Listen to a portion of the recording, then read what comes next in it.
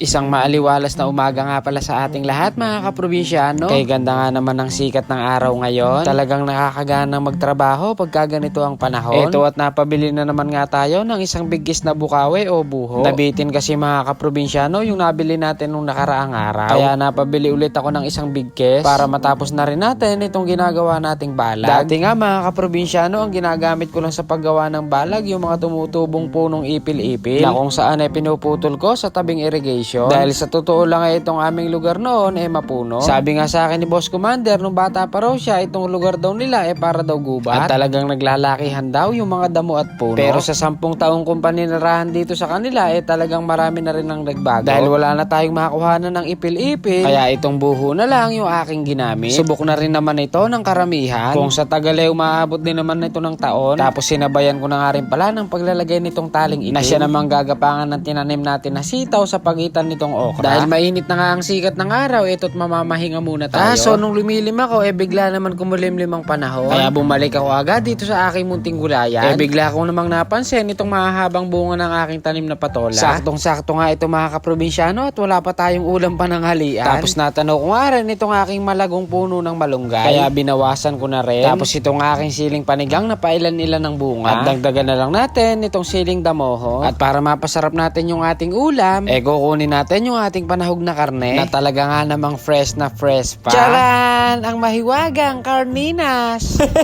Kayo din po ba mga kaprobinsyano ay nag-uulam din nito? Ito kasi ang aming takbuhan pagka pecha de peligro na at kapag talagang walang-wala ka na ring maiulam. Trivia lang mga kaprobinsyano. Ito nga palang ginisang sardinas ang una-una kong natutunang lutuing ulam. Dahil nung mga bata pa kami, special na kapag may nakahain na sardinas sa lamesa. Yung tipong isang lata ay mapapakain na yung isang dosenang anak. Samahan ba naman ng samut-saring gulay at isang pitsil na tubig? Paano hindi niya mapapakain yung marami niyang anak? Ganon kadiskarte yung aming tatay nung maliliit pa kami. Para sa mga bago nga pala nating followers, kami nga po pala ay 12 magkakapatid. At uso pa raw po kasi sa panahon nila yung paramihan ng anak. Yung tipong makakabuo ka ng isang basketball team na sasali sa liga.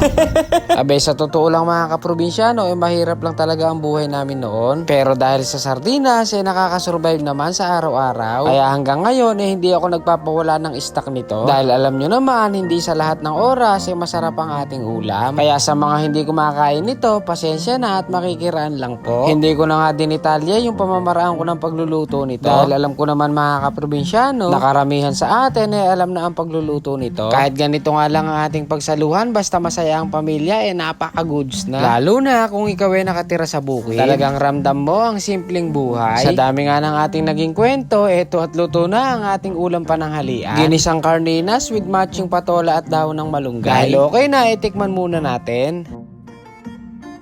Ayaw, not goods na goods nga ang lasa mga kaprobinsyano. Wala nang plating mga kaprobinsyano. Samahan nyo na po kami kumain ng aking prinsesa. Sinasanay ko na nga ito sa mga ganitong klaseng ulam para hindi rin lumaking pihikan. Sabi ko nga sa kanya, pag hindi ka ako siya kumain nito, magugutom siya. Kain na po tayo. Huh? Orig.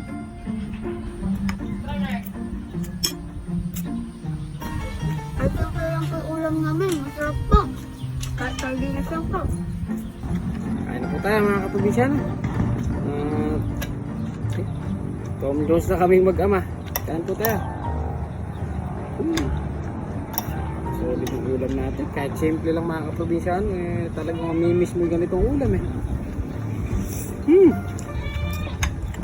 Lamis yung patola.